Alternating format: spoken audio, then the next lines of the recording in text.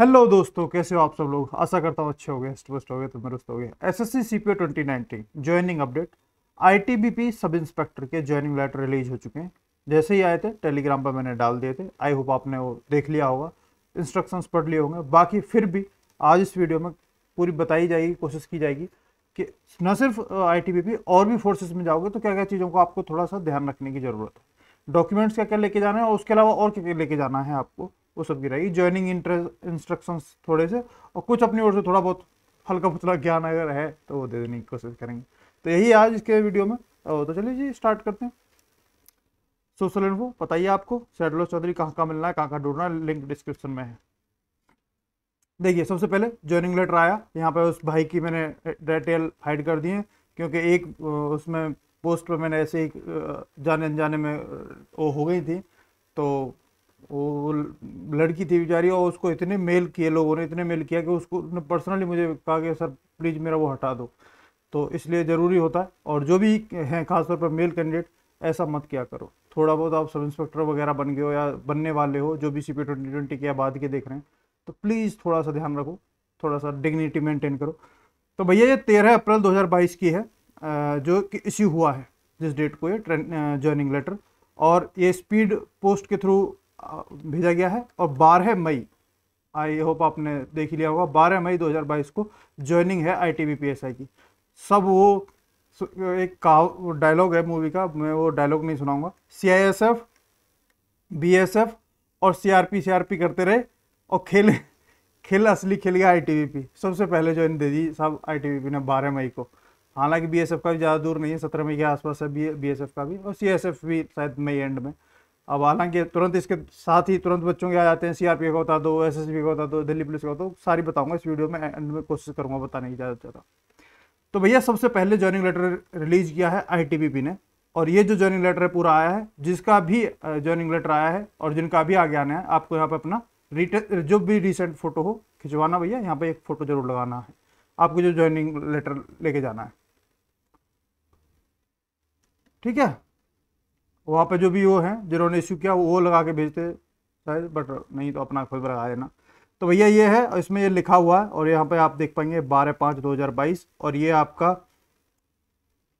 अलवर में, अलवर सेंटर पे आपके यहाँ पे होगी, जो है ज्वाइनिंग होगी, ट्रेनिंग होगी, सब कुछ। तो यही है, यहाँ पे नॉर्मल नॉर्मल सी बातचीतें लिखी हुई हैं, टर्म्स एंड कंडीशंस वगैरह। जो काम की बातें हैं वो ये है कि यही है जो ट्रिप हमेशा हर उसमें होता है कि आपका 2 वर्ष के लिए प्रोविजनल होता है, वो हर एक नौकरी सरकारी में वही होता है। तो नथिंग स्पेशल, आपको जो भी अलाउंसेज हैं वो सब हैं वो वैसे ही मिलेंगे, ठीक है। निःशुल्क आवास, निःशुल्क वर्दी और समय समय पर स्वीकृत राशन भत्ते के हकदार होंगे, ठीक है भाई, हिंदी में पढ़ के बता दिया। तो यही है। और इसमें यहाँ पे एक ये है कि 10 साल के लिए आपको बॉन्ड होगा।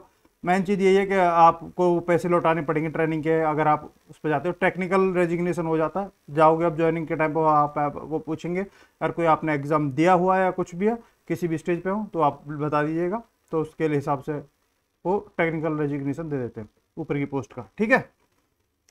तो ये पॉइंट जरूर देख लीजिए, see temporary but likely to be made permanent in successful completion of ये वो, ठीक है।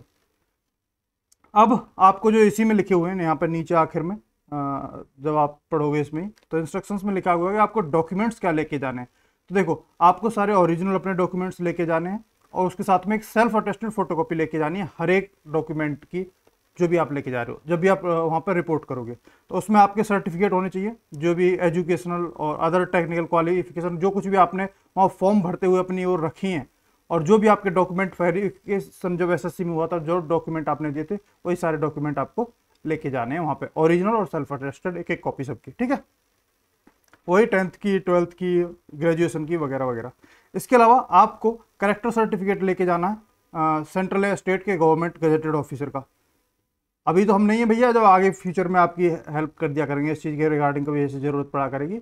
बट हाँ, कोई भी आपके डिस्ट्रिक्ट का रेवेन्यू अथॉरिटी को भी आपके आसपास, जो भी आपका गांव, घर, शहर, जहाँ पे भी हो आसपास किसी कोई भी मिल जाएगा, आपको करेक्टर सर्टिफिकेट बना के दे देगा, ठीक है। कोई दिक्कत नहीं आती इसमें, बस एक दिन का बस आपको जाने का कष्ट है, ठीक है।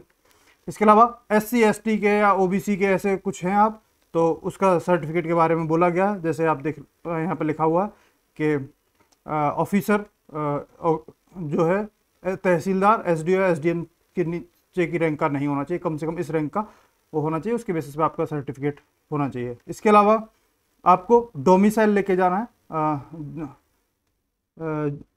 Not below the rank of SDO, SDM, tehsildar, SDO, SDM, इसके उससे बनाया हुआ एक डोमिसाइल सर्टिफिकेट ले जाना है। डोमिसाइल का इसलिए जरूरी होता है, देखो सब फोर्सेस सेम डॉक्यूमेंट मांगे ऐसा कोई जरूरी नहीं है, कुछ फोर्सेस कुछ डॉक्यूमेंट्स मांग सकते हैं, कुछ फोर्सेस उन डॉक्यूमेंट में रिलैक्सेशन दे सकती हैं। आईटीबीपी वाले जा रहे हो तो भाई लेके जाना। अब जैसे एक बहन का आया था, बहन, दोस्त, भैया, जो भी बहुत सारे लड़के लड़कियाँ के आते मैसेज कि भैया हमारा सीओ का बना हुआ है, तो वो चल जाएगा। कि टिपिकली ज़्यादातर फोर्सेस में डोमिसाइल किसी का भी बना हो, बिल्कुल गांव के प्रधान की छोड़ दें तो चल जाता है। बट अब जैसा इन्होंने यहाँ पे स्पेसिफाई कर दिया है, तो बेस्ट केस में अभी आपके पास टाइम है तो अपना जो कुछ भी है एसडीओ, एसडीएम या तहसीलदार के उससे बनवा लो। ज़्यादा इसमें कोई कष्ट आता नहीं, क्योंकि आपके प्रधान जो बना के देगा उसी के बेसिस पे वो वहाँ बना के देते हैं। एक दिन का काम है, मुश्किल से हो जाता है, ज़्यादा दिक्कत आती नहीं। अगर सीओ वीओ का, सर्कल ऑफिसर वगैरह का बना हुआ है तो तहसीलदार, एसडीओ, एसडीएम का इनका बनवा लो।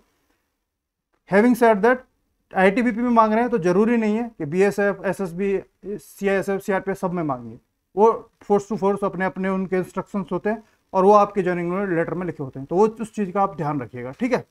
इसके अलावा 5 लेटेस्ट पासपोर्ट साइज फोटोग्राफ मांगे गए, तो वो जरूर आप लेके जाइए, 5, 10, 15 खिंचवा लीजिए, क्या दिक्कत है, ठीक है।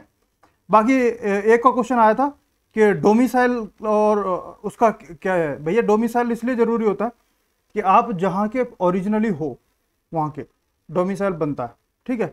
बाकी अब ये भी होता है कि आप कुछ स्टेट्स में 5 साल में रहने लगे हो तो वहाँ का भी डोमिसाइल बन जाता है, 5 साल हो गए रहते रहते, कुछ में 10 साल का होता है, अलग अलग स्टेट के अलग अलग रूल हैं, तो उस हिसाब से देख लीजिएगा। आप कहीं का भी जहाँ पे भी आप रह रहे हो, आपका परिवार रह रहा है, वहाँ का डोमिसाइल बन जाता है, उसे लेके चले जाएगा, जो भी आपने अपना परमानेंट एड्रेस दिया हो, ठीक है, वहीं का बन जाएगा, उससे कोई दिक्कत आएगी नहीं। अगर कोई आप सरकारी विभाग में है तो उसका डिस्चार्ज लेटर आपको लेके जाना है। इसके अलावा 15,000 रुपये आप अपने साथ लेके आएँ, अपने व्यक्तिगत सामान, बेडिंग और आवश्यक कपड़ों के लिए, ये उन्होंने बोला। मेनली वहाँ पे जो खर्चा करवाते हैं, आपकी जो ट्रेनिंग में सैलरी मिलेगी उसका भी 60 से 70% वो खर्चा कराते रहते हैं वहाँ ट्रेनिंग में, ये तो होता है। तो 15,000 अपनी ओर से लेके जाइए, 15,000 कह रहा हूँ, 20 ही ले जाना अपने सेफ मोड के लिए, एक ही बार लेके जाने हैं, 2 महीने तक का खर्चा वर्चा शुरुआत के। उसमें क्या है कि पहले मंथ की सैलरी आने में लगभग 50 दिन, 45-50 दिन, कभी 60 दिन भी लग जाते हैं, ऐसे लग जाता है। 45 दिन तो कम से कम लगते हैं आपकी पहली सैलरी आने में, तो इसलिए भी जरूरी होता है कि थोड़ा बहुत आपका खर्चा पानी चलता रहे, वहाँ कुछ नीड पड़ जाए तो उसके लिए जरूरी हो जाए, ठीक है। अगर आपका कोई केस वेस चल रहा है कोर्ट वोर्ट में, वो आपको वहाँ पे लेके जानी है, उसकी कॉपी वगैरह, ठीक है, जो भी केस रिलेटेड डॉक्यूमेंट है। इसके अलावा आपको इन्होंने साफ बोला है कि अपना खुद बैंक अकाउंट ओपन करवाना है एसबीआई में, और उसके साथ में आपको एटीएम कार्ड, पासबुक और चेकबुक, पैन कार्ड, ये सारे आपको लेके जाने हैं, ठीक है।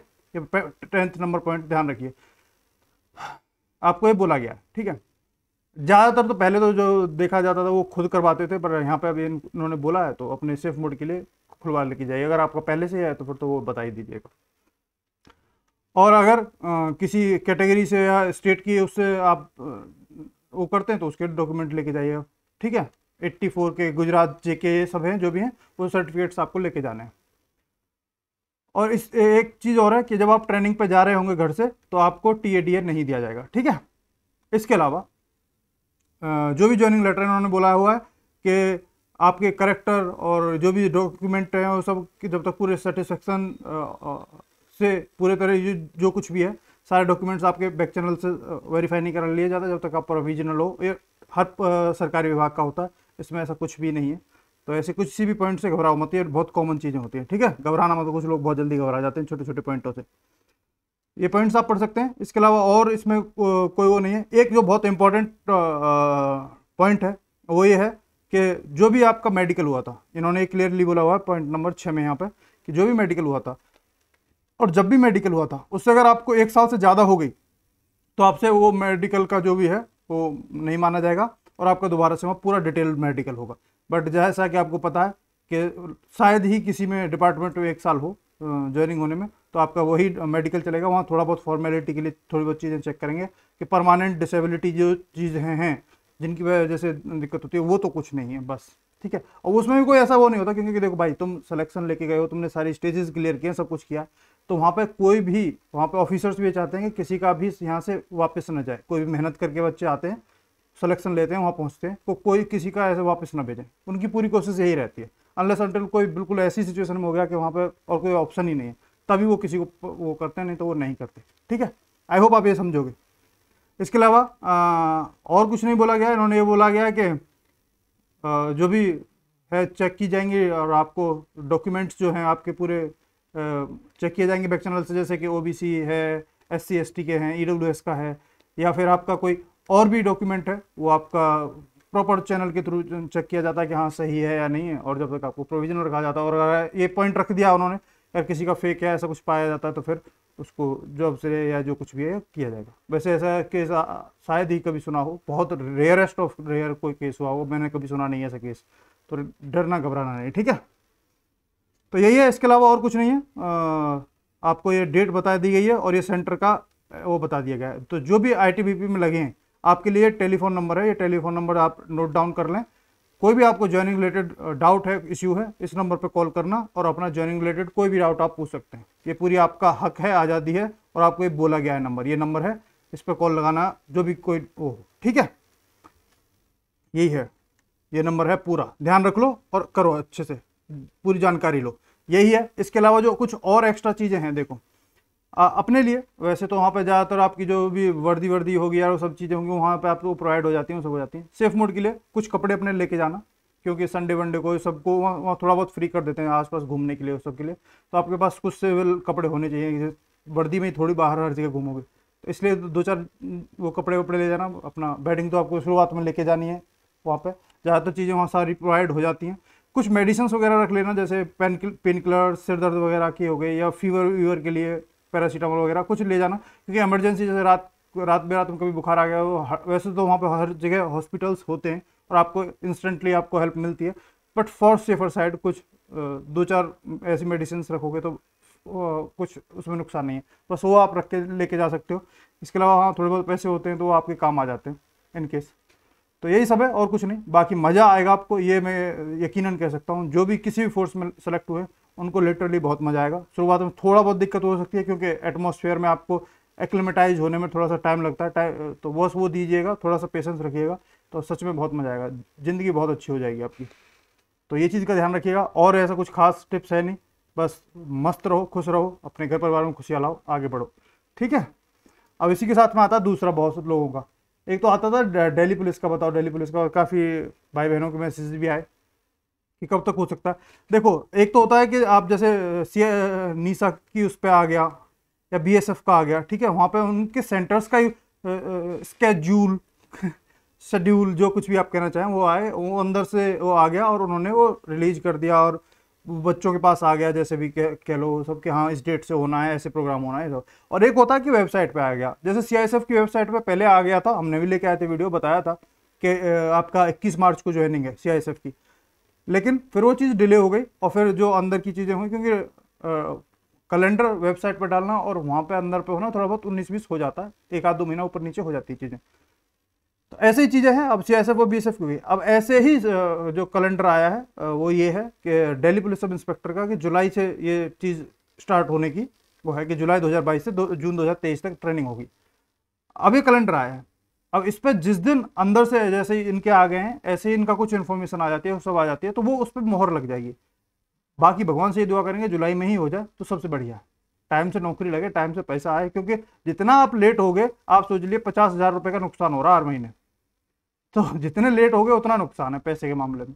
और अब तो नौकरी लगे पीछे तो लोगों का ये भी होता है कि भाई एक दिन का पैसा कैलकुलेट करते हैं लोग, ठीक है। तो ये ज़्यादातर जुलाई का ही बोला गया है, दोनों जगह पे आप देख सकते हैं, सब इंस्पेक्टर का, दिल्ली पुलिस का, बेसिक ट्रेनिंग और सब का। तो यही है भाई, और कैलेंडर है, अब उसका अंदर का कुछ आ जाएगा तो और अच्छी बात है। अब बात इसके अलावा जो दूसरी आती है, तुरंत बच्चों का CRPF का बता दो, BSF का तो खैर अंदर का आ ही चुका है, CRPF का नहीं आया, SSB का नहीं आया है। कैलेंडर तो इनके SSB का तो रिलीज हो ही चुका है, दिल्ली पुलिस का भी हो गया अब, और CRPF का अभी कुछ अपडेट नहीं आया। जैसे ही इन बाकियों का भी, चाहे BSF का ज्वाइनिंग लेटर आए, चाहे CISF का आया, किसी भी मेल के थ्रू या पोस्ट के थ्रू कुछ ही अपडेट आएगा, टेलीग्राम पर मैं डाल दूंगा। बाकी ऐसे अपडेट कुछ ला पाया तो जरूर लेके आऊँगा। बाकी पता नहीं कब तक ये यूट्यूब पे वीडियो आ रही है मेरी, कोशिश करूँगा ज़्यादा से ज़्यादा टाइम तक ला पाऊँ। तो फिर आज के दोस्तों इस वीडियो में इतना ही है, नेक्स्ट वीडियो में मिलेंगे फिर आपसे जल्दी, तो टाटा बाय बाय। जय हिंद।